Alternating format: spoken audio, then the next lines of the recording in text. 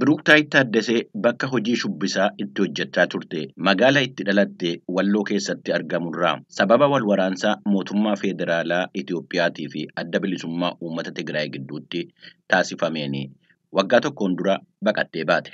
Waliigalteen nageenyaa erga ji'a Sadaasaa keessa taasifamee booda gara hojii isheetti deebi'uudhaan beekumsa isheetti fayyadamtee akkaataa sirna aadaa waldhabiinsi ittiin hiikamuun walitti bu'iinsa saba Oromootii fi Amaaraa gidduu jiru irratti hojjechaa jirti.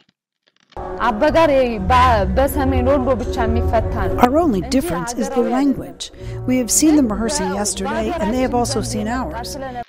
Garaagarummaa nu qabnu qooqa qofa kaleessa yemmuu isaan shaakalan ilaalaa turre isaanis keenya ilaalaniiru. Yoo maatii koo keessaa ilaalte Oromoon jiru kan isaanii keessas Amaarri jira. Walqoodiinsa kana keessa akkamitti akka seename hin beeku.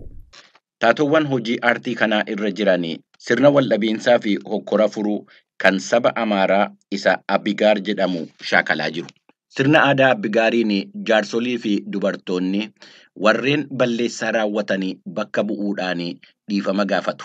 Obbo Tasfaa'uu Nasaffaa Walloo keessatti waajjira kominikeeshinii aanaa Haabiruu irraa akkana jedhu. Yeroo ammaa mootummaan nageenya mirkaneessuu hin dandeenye sirna Abbigaar fayyadamuudhaan uummanni murtoo kennaa jira. Naannoo keenya keessa walajjechaa hedduutu jira. Eega Abbigaar jalqabame as ni dhaabate. Taatowwan Oromoo sirna gadaa keessatti akkaataa dubartoonni aadaa siinqee fayyadamuudhaan walitti bu'iinsa hiikuu irratti jaarsolii wajjiniin hojjetan irratti shaakallii taasisaa jiru. Diimaa Barraa Asaffaa Daayirikteera Diraamaa Siinqeeti. Yommuu namoonni walloodhaan siinqeen gidduu seennaan dhaabuu qabu. Maaliyyuu taanaan lubbuun namaa yookaan dabre yoo ta'e isa booddee gara jaarsoliitti geessu. Walitti bu'iinsa hiikuudhaaf mirga dubartootaa eeguu irratti gaheen siinqee murteessaadha. Uleen siinqee akka isheen mirga haadha warrummaa ishee ittiin eeggattuu fi yemmuu heerumaa kan haati intala isheetiif kennitudha. Adde Makkiyaa Jamaalii Daayirikteera wiirtuu aadaa Oromooti. Dhimma kana irratti akkana jedhu.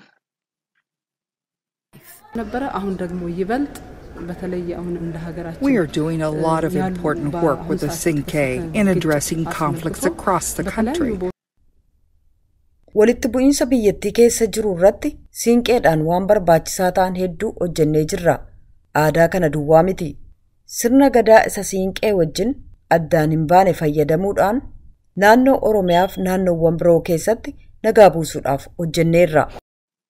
Hiika waldhabdee aadaa kabajuun nagaadhaa fi furmaata akka ta'e dubbatu Aartist Looreet Yifruu Gobanaa. Agarsiisni kun dhaloonni dhufu akkaataa waldhabinsa waliin dubbachuudhaan itti hiikkatu kan agarsiisudha jedhan.